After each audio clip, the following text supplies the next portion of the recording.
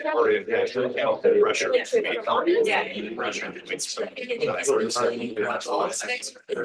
So, I mean, it's just socializing. Well, I mean, I guess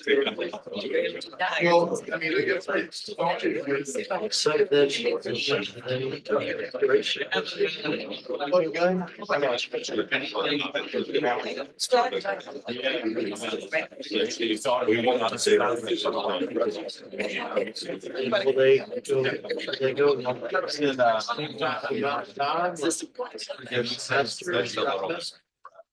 They did. yes, they have, it's.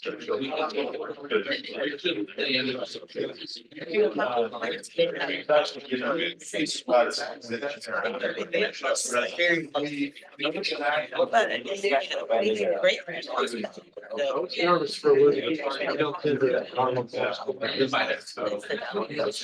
tell me the things and I didn't know how they go. Yes.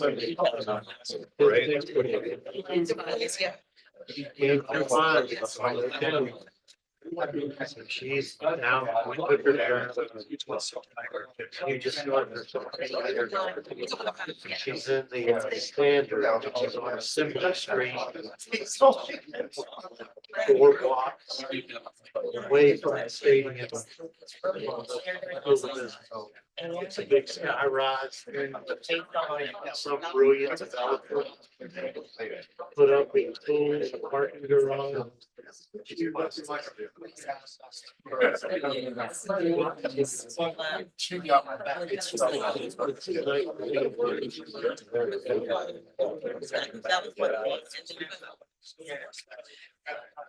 I gave him.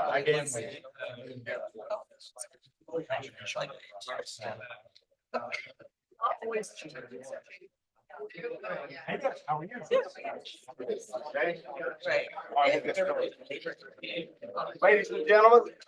Ladies and gentlemen, welcome to the August, welcome to the August 21st meeting of the City of Charleston Planning Commission. My name is Charlie Carrots. I'm chairman of the commission, joined by Harry McLean, the vice chairman, and commission members, Art Jackson, Jimmy Bailey, Donna Jacobs, Erica Harrison, Peter Brian Jenkins, and McKenna Joyce. These folks are volunteers. They're appointed by Charleston City Council. I know you join me in thanking them for their time on behalf of our city. The way the meeting will run tonight is I'll read an item from the agenda into the record. Then we'll hear from staff. Staff will give us an update on the item and make any recommendations. Then we'll hear from the applicant. Then we'll hear from anyone supporting the application, anyone who may be opposed to an application. Then we'll let the applicant answer any questions that came up, kind of reflect the situation. So after that, we'll close the public hearing. Some members will discuss, make motions and vote on. If you have a cell phone, I'd ask you to turn it off. I'd also ask Mr. Morgan to recognize any staff members who will be participating tonight. Sure.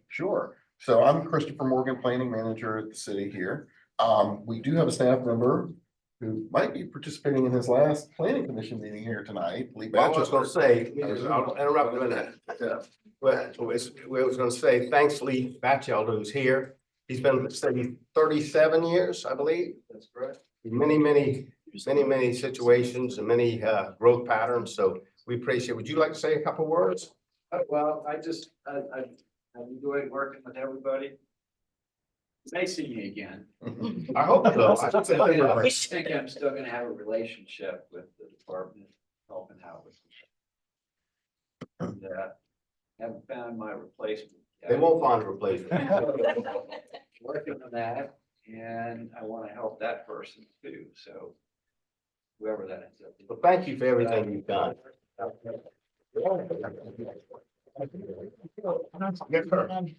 Harry, welcome to the mayor's office. Yeah, I just want to say briefly, for those of you who don't know Lee well, what a wonderful colleague he is.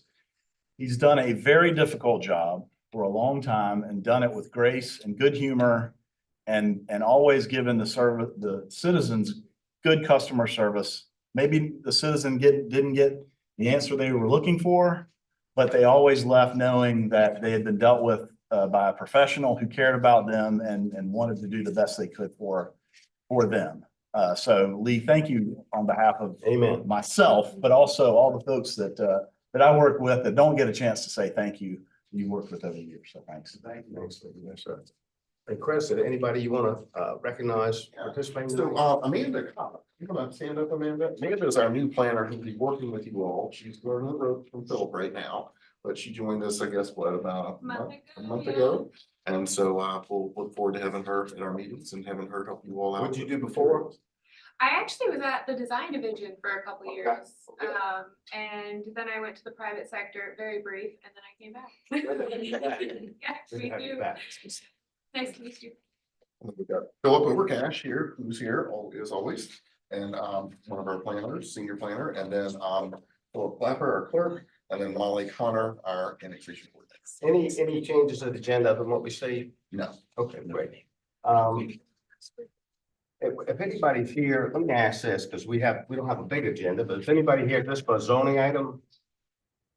You are for a zoning item? Which item are you here for? Okay. Okay, is it okay with, Commissioner, if we take This this? is actually a rezoning and Oh, I'm sorry, yeah, so you're not, this is zoning. Your first. well, we're getting to you first anyway. No, you are. Okay, nobody here just for zoning, so we move you up, so thank you. Christopher, anything else? Okay, great. If you get up to speak tonight, I ask you to come to the podium, tell us who you are, if you're representing someone and where you reside. So thank you. The first item on the agenda is number 1, rezoning. 10 State Street, Peninsula, TMS number 4580901-011, Council District 8, approximately 0.044 acres. Request rezoning from LB to single family residential, SR5. Mr. Morgan?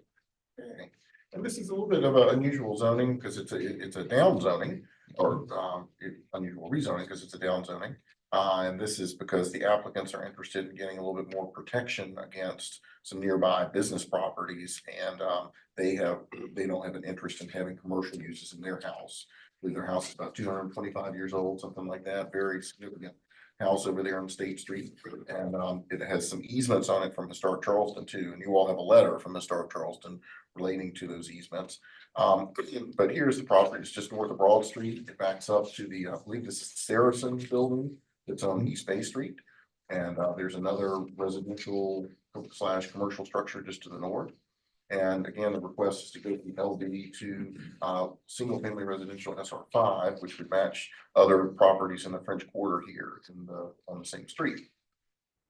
Just an aerial view of the property. It's mostly filled with the house, but they do have a little small backyard area.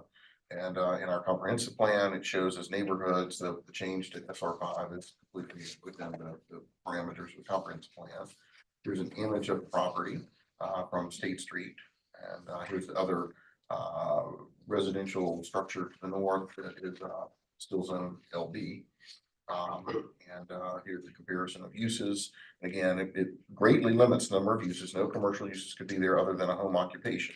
But the applicants are interested in the extra protection that they are afforded by virtue of being a single family zone property as opposed to commercial, because when you have commercial against commercial, you sometimes don't get those protections of buffers and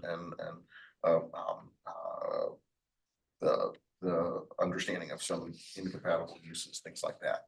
So that is why they are here, and I'm sure they have some other good information to give you all about their request as well. Great. Would that just like to come up and speak to us? Thank you. I'm Elizabeth Sack. I would live at 10 State. We bought it about 3 years ago, completely renovated it, restored it. It's a 230-year-old house, 1794. And we did that with the intention of being stewards of this property, making it a single family dwelling, and everything that we've done has been to protect the home, especially our historic brick walls and our courtyard, which are beautiful. And so when we found out that having a limited business zoning would mean that somebody could build to an inch against our courtyard wall, we are now requesting a downzone to residential to give ourselves that protection, to give our neighbors that protection, to kind of just protect this our whole property and our structure against that. And like you said, the Historic Charleston Foundation has an easement on the property. They wrote a letter in support of it for those same reasons, protecting the residential quality of life for the French Quarter. I am on the French Quarter Neighborhood Association board. We voted unanimously also to support this rezoning to protect this home. Great. Thank you, ma'am. And for the record, we have The comments all supportive of this application as well. Would anyone like to be heard in favor of this application? Come on up, sir. My name is Drew Harris. I represent the ownership interest of 12th State Street, which is the one that's just north of this. And we just wanted to fully support any rezoning that they're applying for. Thank you for coming out. Anyone else like to speak in favor? Anyone in opposition to the application? Great. Thank you. That'll close the public aspect. Commission members, discussion. Ms. Bailey? Move for approval. Ms. Bailey moves for approval. Second. Ms. Brian Jenkins, seconds. All in favor, signify by saying aye. Aye. Anyone opposed? I think that's 8 in favor, none opposed. That's great. Thank you all for coming. Thank you. Next item on the agenda is subdivision. Number 1, Battery Island Drive, Jamestown, TMS number 33405000022, 023, and 055, Council District 12, 7.08 acres. Request subdivision concept plan approval of 15 residential lots, 1 commercial lot, zone plan, unit development, Battery Island PUD. Morgan, and normally Anna would be doing these, but she's a little bit under the weather tonight, so I told her we would present it for her. But this is one that was before you all almost 2 years ago, I believe, Wow. as the PUD. Very comprehensively thought out planned unit development with a lot of innovative features to it, an innovative kind of eco-in, very innovative stormwater. And of course, anytime you are doing innovative stuff in the city, sometimes it takes a little bit longer to get approved. I know their engineers here with them tonight, but I think it took a good bit of time to get the stormwater right on the site. But this would not be appearing before you if it had not gotten all of the TRC sign-offs. So all the departments that are part of TRC have signed off on this, and as you know, the way subdivision codes work in the state, that if it meets all technical requirements when it comes to you all, that's kind of like the mantra that it needs to be approved if all the technical requirements have been met. If somehow you all think from your review that a technical requirement hasn't been met, then you could bring that up. But according to our TRC folks, it has been through that entire process, and I think the applicants can speak to that. I know we do have a lot of comments that have been submitted on this one. A lot of these deal with more fundamental things like the basic zoning on the property, and I don't know if these folks commented before when it was up for the PUD or not, but all of it for you all is, has it met the criteria for subdivision, the technical requirements for the subdivision? Right. Thank you, Mr. Moore. As applicants. Oh, and I should introduce you to the property too. Sorry, I'm sorry. It's right here at the corner of Old Folly and Battery Island, and That's 2 years. and it's here in purple. Just off of Folly Road. It's a mostly wooded tract. It's in our low impact and conserved area as per the comprehensive plan, and they dealt with that a good bit during the planning of it. It nearly meets the criteria of low impact and conserved. It's a little bit denser than that, but it was the only way that they could make the development work is if they had a few more lots in there to make that happen. Here is an overall overview of the 15 lots that are here, and then there would be a small inn in this location here. That lot would be subdivided off, and then the 15 lots, and this kind of shows where different things are here. And the applicants can give you more detail on it if you're interested. A little bit more of a blow up here, the different flood zones and things like that they were having to deal with, where the detention areas are, where the grand trees are, that they've worked very, very hard to help preserve those types of things. And a little bit more detail on this one. Our staff, again, by virtue of the TRC review and full approval of TRC, is recommending for approval of this request. So thank you. Applicants. Yeah, thank you. Come on up, fellas. Good evening, planning commission, city staff. It's good to see you. It has been 2 years. It's been a daunting process. Ran into a friend of mine and he said, "Hey, Gary, looks like you might have, lost about 10 pounds or so." I was like, "Well, if you two go through TRC, you might lose 10 pounds too." So it's been a rewarding process, and I would like to really commend city staff, the TRC staff, because we truly believe that we've got a better product today. If you all recall from 2 years ago, we actually started out with 16 lots. So we lost a lot. during the process, which took us down to 15 lots to be able to meet the goals as is required through the TRC process. So I stand here to say that that it works. And if it didn't work, we wouldn't be here. So I'd like to once again say thank you to you guys, and we appreciate your support. I'll let Joshua have it, our engineer. He's been the one that's really guided us through this. And once again, I'm Gary Lassane. I'm one of the owners in the project. Thanks. Hey, Gary, Joshua Robinson, Robinson Design Engineers, also city resident, live in Burns Downs. Like Gary said, you know, we've been working on this concept plan for the last couple of years. The site's in a special protection area, has lots of flood zone restrictions, and we feel like we've, through the process of working with TRC through several rounds, we've ended up with a project that really exemplifies a good sustainable way to develop, especially in areas that have stormwater flooding issues and tidal flooding issues. All the homes will be built on piers, you know, above the flood zone. We have, as Mr. Morgan shared, we have lots of high retention and constructed wetlands to manage the stormwater. And we had to do a comprehensive basin-wide stormwater analysis to ensure that not only would the development not increase flooding within the Beefield community, but it would actually help. It would actually decrease flooding by providing additional storage beyond what's there now. So I would feel good about the end result, and I'm happy to entertain any questions you all have. Thank you, sir. Appreciate it. Is anyone here, the question members have any questions?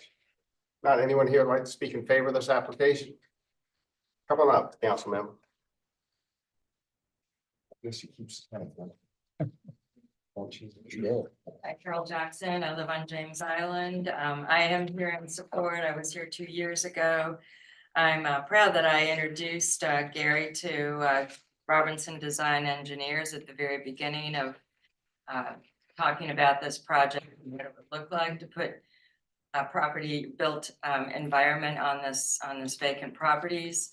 And I think in the course of watching the whole solution come forward, this territory, and I've learned a lot about Battery Island Drive in the lower part of James Island in the meantime, and going through the water planning engagement and helping the neighborhood that's across Folly Road from on Battery Island obtain sewer connections so they won't have to worry about their septic tanks. And I think this part of James Island is sort of the poster child for why we are rewriting the zoning code to foster elevation-based zoning. And I'm very excited that the owners and the designers and everyone who was part of the TRC submission team really has lived into the spirit of this project and not just checking the boxes. So please do approve it. Thank you. Thank you, Ms. Jackson. And also thank you for your hard work and keeping James Island strong. Yes, sir. Anyone else like to speak in favor of the application? Anyone in opposition to the application? I'm new to it. Come on up, man. Come on up. We'd love to hear from you. You tell it.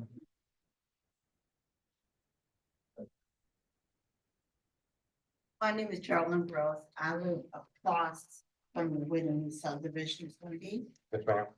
My question is, when they're gonna put the two ends there, how is that gonna affect the traffic? And because there's not a stoplight, intersection or anything turning in. And with the water flow, and they're supposed to be working on the west side of Battery Island, but the creek that comes all the way over. How's that affecting it? We're gonna let them answer that question after you're finished, okay? Okay, All right, thank you. Is there anything else you want to bring up? why does it have to be 15? And on stilts? I'm just considering all the little. Yes, ma'am. And we're gonna let them answer all your concerns. All right, thank you, ma'am. Anyone else like to speak in opposition or with concerns? If not, would you gentlemen help us out with some answers? Sure. Part of the concept plan approval process was we had to have a traffic analysis with some recommendations. Those have been through the traffic and transportation, so we'll have to make some adjustments in the section specifically to address those concerns and make sure there's appropriate traffic flow. And the other question was about. So they felt like the traffic wasn't gonna be detrimental Correct. I can't recall the specific changes, but there are a few changes that are gonna be required at that, Y'all will be making. that we will be making. Okay. So that's been fully addressed and fleshed out.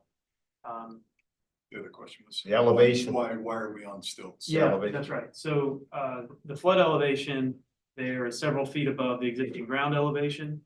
And so when we originally developed the PUD master plan, it was hot on the heels of the, no fill and build ordinances that went through city council.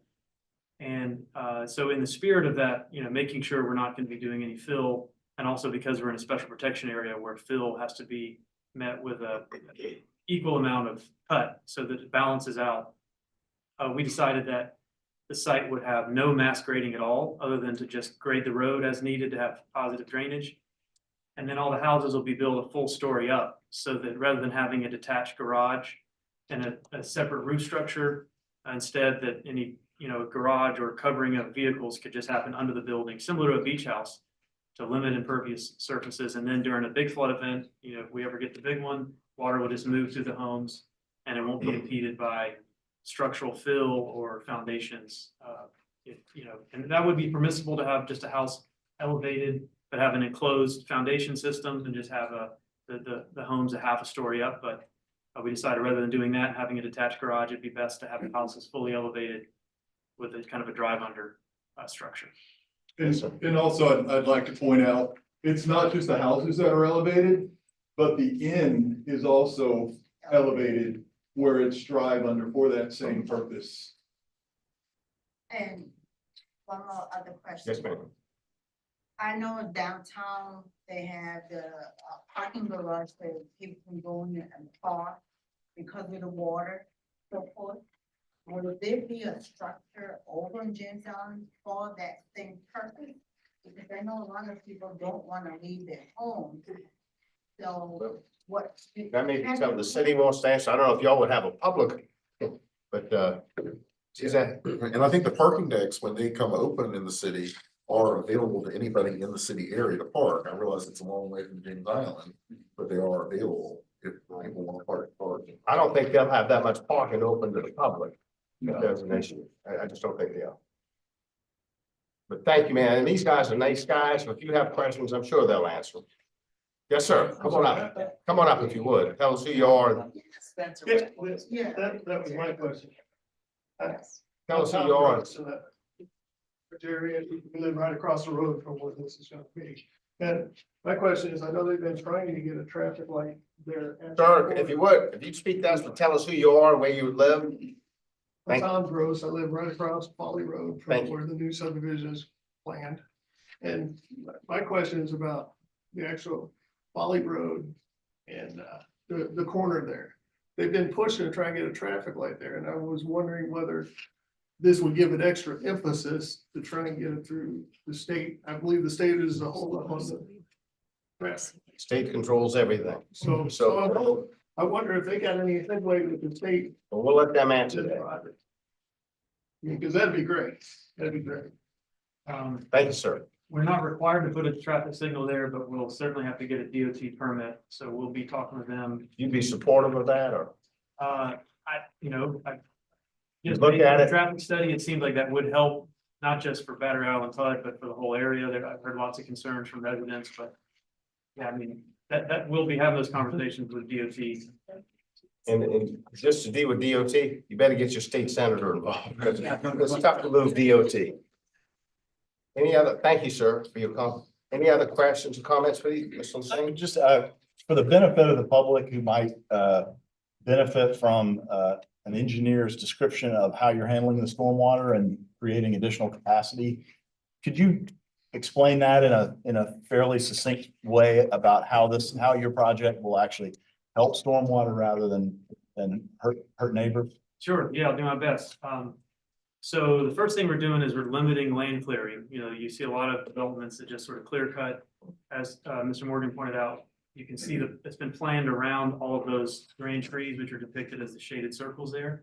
The first step is to only clear the area that we need to clear, and there will be a lot of clearing, but And then the second step is, as I mentioned, to make the footprints of the buildings, whether it's the end or the houses, as compact as possible. So there'll be 2 stories, they're not gonna be sprawling structures, they'll have a large roof area. The idea there is even the areas that we have to clear for building, they'll be planted back with vegetation, so there'll be more area for the rainwater to soak in. And then the third thing we're doing is the stormwater control measures that are gonna be put in place. Rather than having one big central pond, there'll be a network of constructed wetlands and bioretention features, so that it'll be kind of distributed throughout the neighborhood. So it'll be, 18 inches of water in planted material instead of just a big deep pond. The commercial end is gonna have a pretty innovative green roof system, so that How the big an inn will that be? green rooms, It's 20 rooms, 10 in each, so fairly small. so it'll be like a residentially scaled structure, just a large residence compared to the other residences, but that's gonna have a single pitch roof, which will be a green roof, which will have several inches of planting media with vegetation on the roof, so it'll capture several inches of stormwater so that it won't run off until that's saturated. So there aren't many green roofs in the area, so we're excited to be able to build this one here. So those are some of the high points of how we're managing water and how it's different from, typical larger, more conventionally developed neighborhood. There's no underground retention, anything like that, no mass clearing, just kind of small and tucked into the homes in the end. Okay. Thank you. Any other questions, commission members? Thank you, gentlemen. That'll close the public aspect. I'm sorry. Ms. I have a Jacobs? question, but I do have a statement once we close. Okay, well, we'll close the public aspect. Then. Thank you, gentlemen. Thank you, guys. That'll close the public aspect. Ms. Jacobs? Thank you, Mr. Chairman. I just want to bounce off, Commission Member Lassane for the public. When we hit subdivisions, I always request the TRC comments, and I look through them pretty extensively, specifically stormwater. And I just want to go on the record for the public here to understand that this started, this TRC review in 2023. It went through 5 reviews at the TRC. The stormwater report that I read today was 43 pages. And this particular project, they're not only being required to look at how they manage the stormwater there, they were being required to look at the drainage basin that they're in and manage stormwater there too. So this is for the public who doesn't understand how this works. Once they go through that TRC process, which is that extensive, took 1.5 years and that many pages, we give approval because it's technically been taken care of. And I just want to go on the record because we got a lot of comments and concerns about this. And I want the public to realize that we're not ignoring their comments and concerns, but the city goes through a very extensive review of this, even before it gets to us. And all they're getting tonight is the privilege to go back through the process in detail. So, it'll be another few years and another few pounds for you, Mr. Lassane. So that's all we're doing tonight is giving them the privilege to move to the next step. And the next step is even more extensive than it was to get here. So I just wanted that on the record. You lose a little bit more weight. That's right. To complement that for the public's understanding. So I'm going to move for approval. Great. Ms. Jacobs, food for food, other comments? I'll second that, because I actually do remember this application 2 years ago and the number of people that did appear. And yes, there are comments here that are objecting to the subdivision and understanding, you all have gone through the process. But one thing that I will have to commend you is that you actually had, either you were challenged to work with the neighborhood or your plan was satisfactory to them, because a number of the issues that they raised and the number of people that attended is very different in terms of attendance. And so I think whatever work that you did on the ground has been extremely helpful in explaining it and making them very either trust the process and feel as though or believe that they were heard and you understood their concerns. Great. There's a motion by Ms. Jacobs, second by Ms. Harrison. I just have Yes, sir. one brief comment, Mr. Chairman. As I think I'm the only member of the commission who lives on James Island. And I was a proud constituent of Councilmember Jackson. What I'd like to say just is that, and I will support the motion because any development on James Island is going to be controversial. But the links that these developers have gone through to be as light on the land as they can and to reduce the impact on their neighbors of the development. I think this is the kind of development we'd like to see, not just on the island, but also all across the city. So I commend the developers for that. And I agree. I think we see developments, but again, this is one like we talked about on John's Island a few months ago. It's a smart development. And a lot of common sense to it.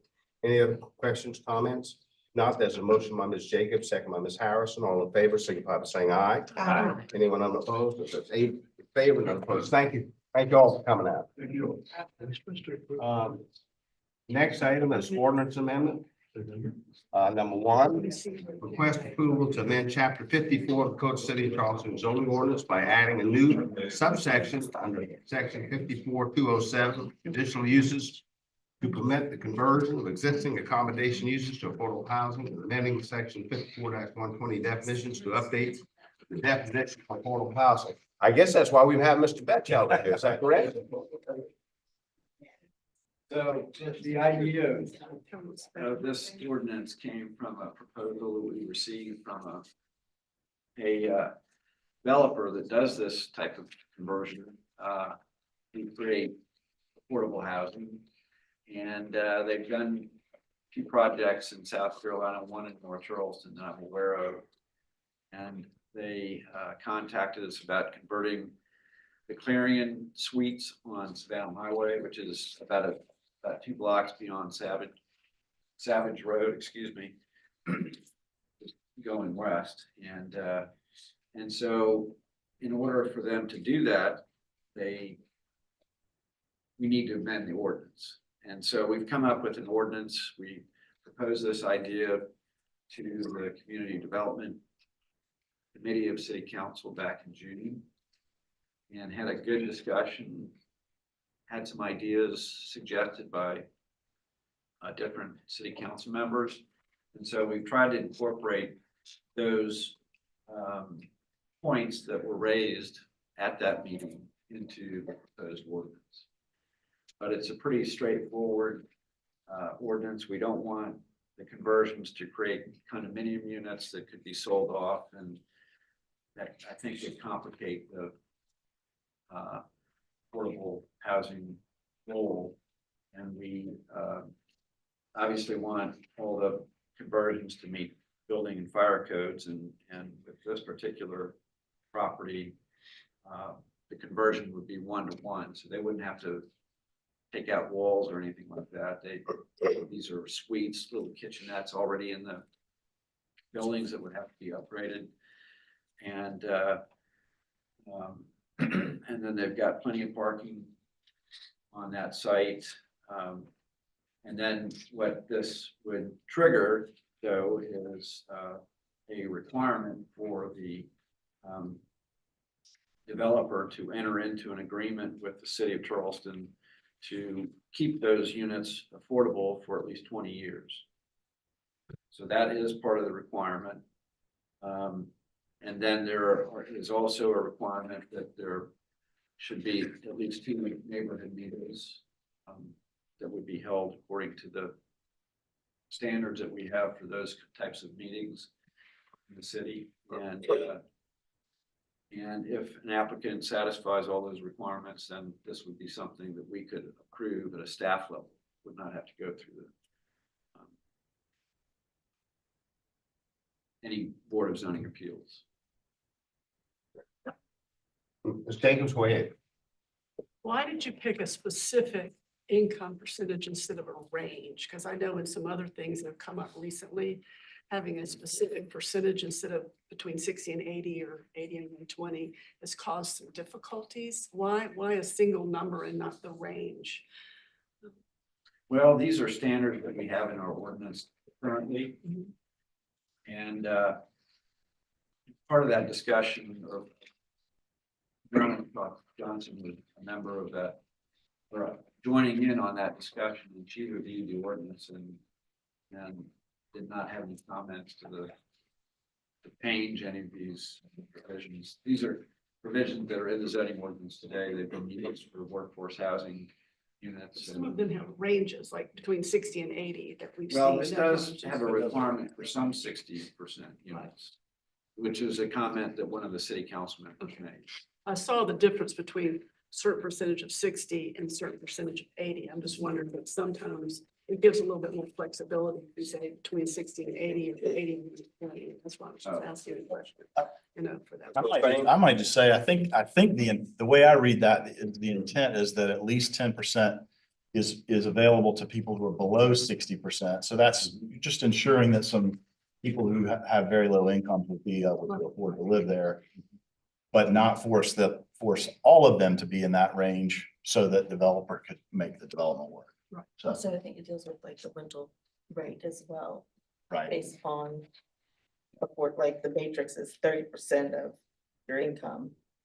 But if you're making below 60%, that the rental rate that they have starts to shift downward. Downward, Just- right. just- Ms. Bailey? So it has to be affordable for 20 years. And then it could go back to being a hotel if they wanted it to. Well, if you go back to market rate housing, or I suppose it could go back to a hotel. Although I think we say in this, it would have to come back through our legal process for that to be reestablished. I mean, I get why you wouldn't want it to be condo units. Just wondering at the end what happens.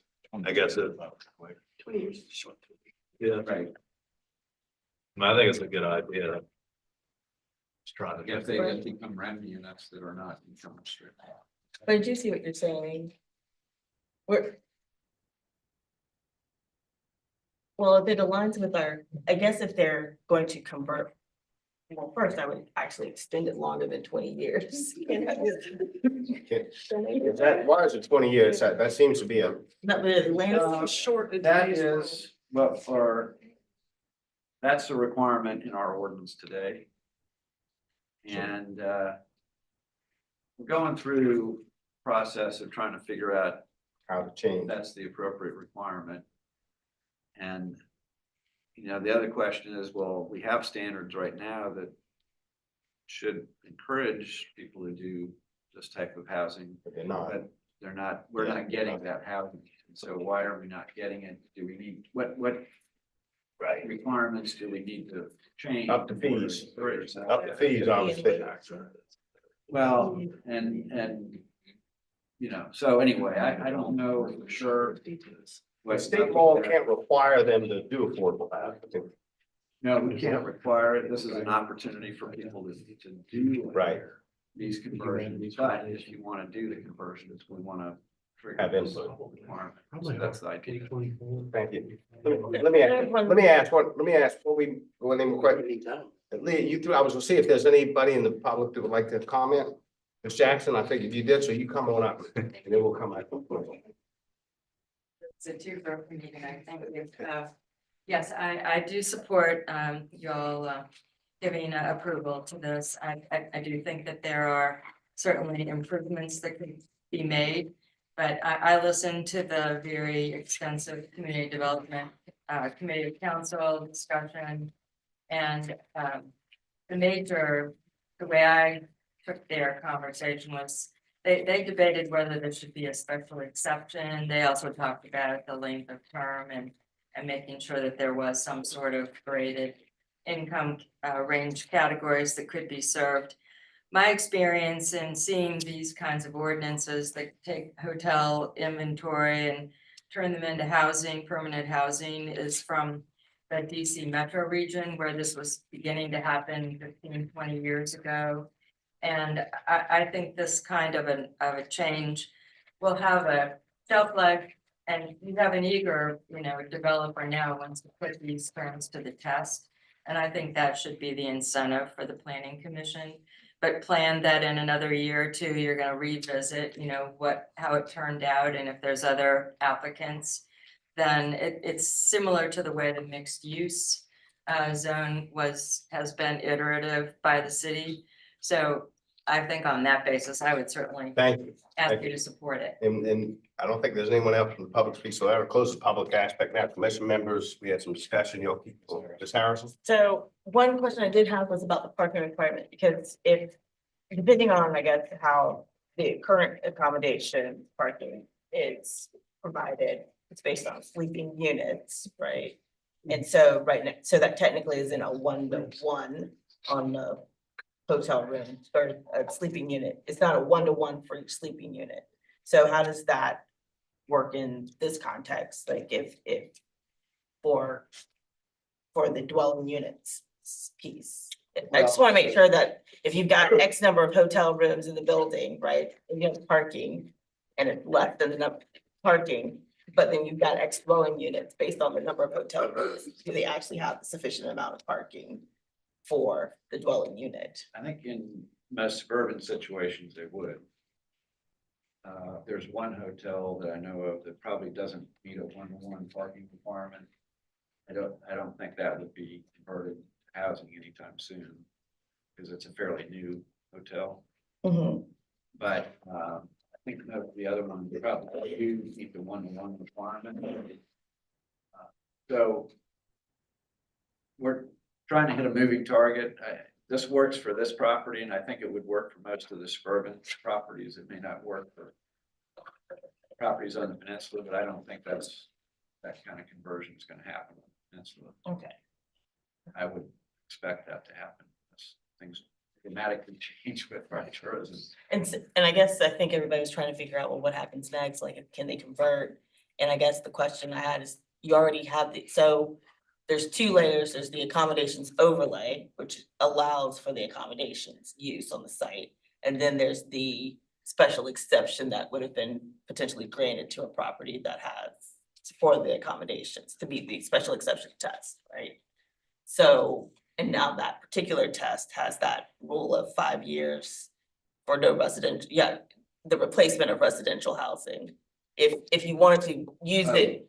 Right, that is true. Right, so the accommodations overlay doesn't necessarily disappear, but the accommodations special exception use would effectively be abandoned. It's not great for them, so to speak. So that's the piece that they would then come back to and ask for a special exception if they wanted to go back to using the property for accommodations, right?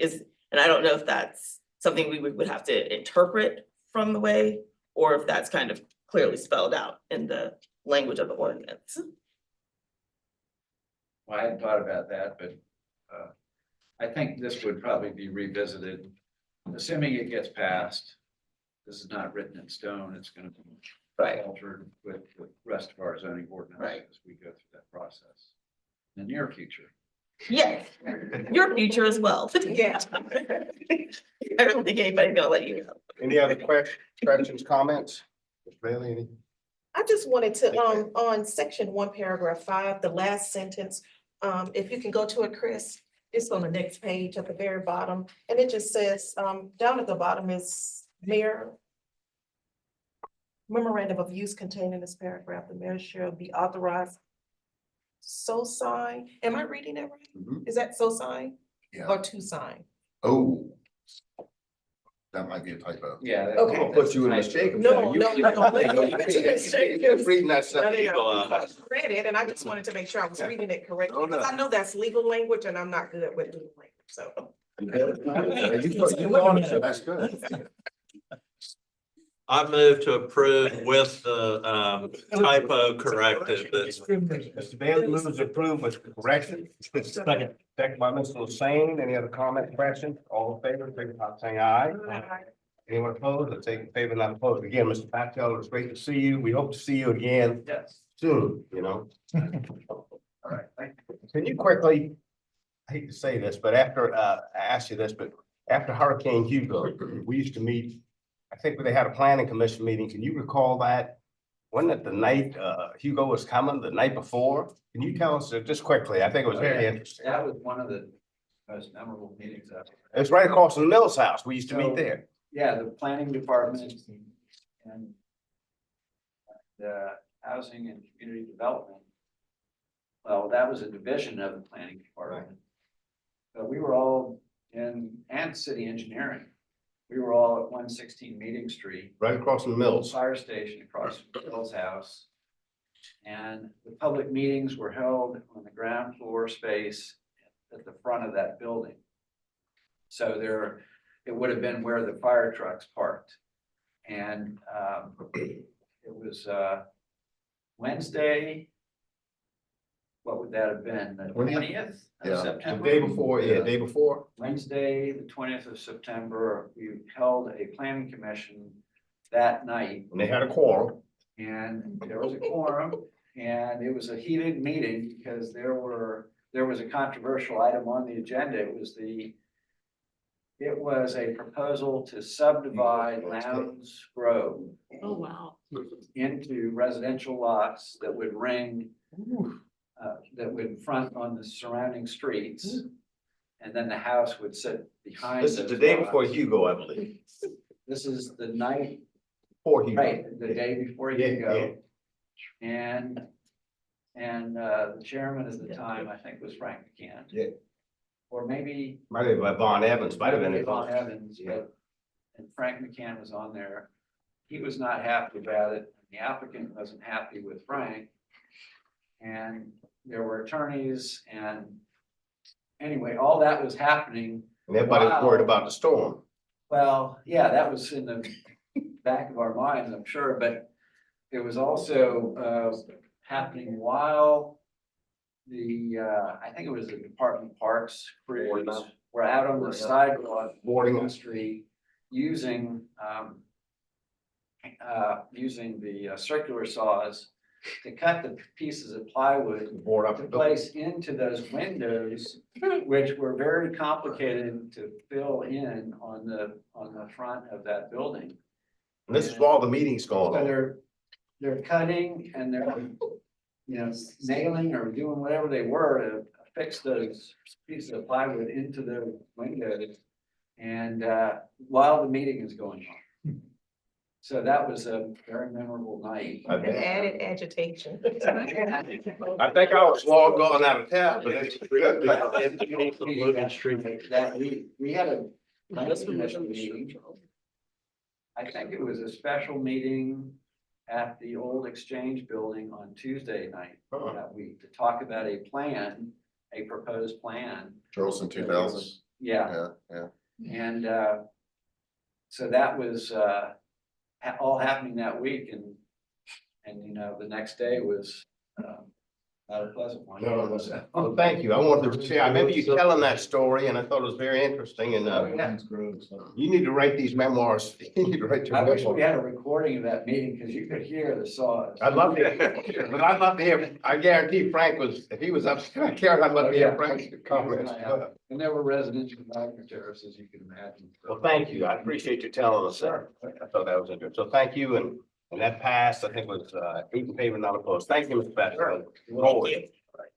Mr. Morgan, I guess we can take out the zoning, we take one separately and the rest together. Is that correct? Yes, yes. Okay, number one is 2090 Executive Hall Road, West Sax TMS number 351-01-00042, District 7, 1.67 acres.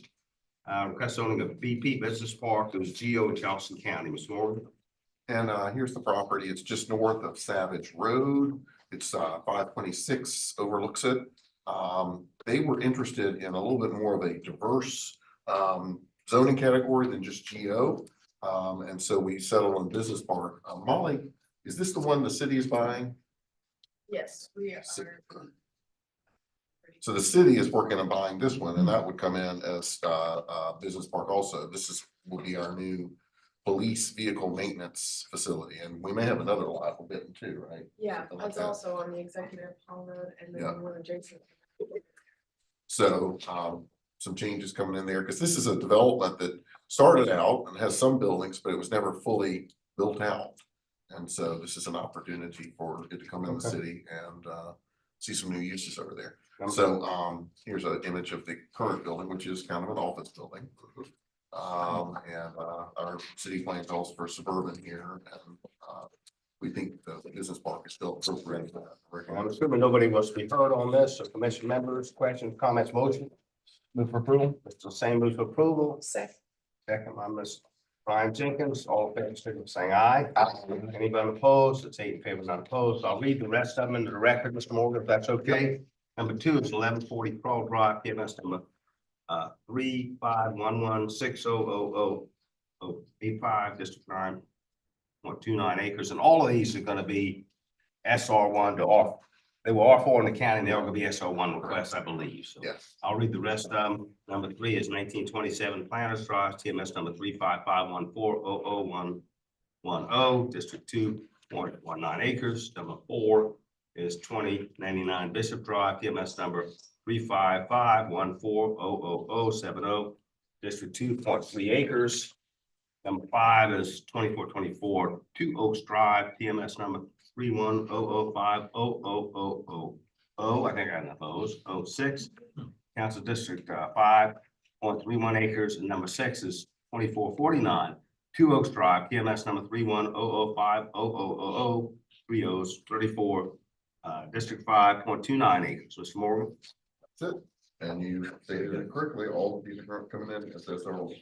Okay. Move for approval. Second. Okay, so items number 2 through 6, Ms. Harrison moves for approval, second by Mr. Hussein. All in favor, signify by saying aye. Aye. Anyone opposed? It's 8 in favor, none opposed. And we got nobody to bully. Thank you all for coming. Mr. Bailey, your daughter off to college? We leave on Labor Day, Oh, my God. How long gonna What's stay? name? Where's she going? University of Edinburgh. But We'll be going. We're gonna go to see Scotland. and- Thanksgiving weekend, that's a long trip. That's a long trip over. You got one, and then Mr. Hussein's got a stepdaughter, and then the University of Hawaii. She's going the other direction. Just left today. She's on a plane right now. How wonderful. Thank you all for your time. Appreciate it. So first I work with like, you know. The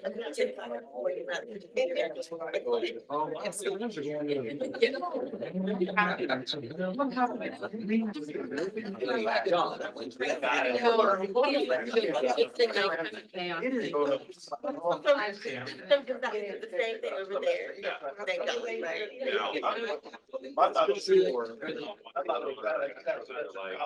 Thank God, I'm already. Still be here. Too much fun, man. You did not, I mean, literally, it's gonna be. Oh, yeah. So we're gonna go with. No headboard, no. Let me show you the work that I'm saying. This is my friend. That's it. I'm still on here. I promise. You would have made that call. I'd still be right there. Too much fun. I don't think. I was in this.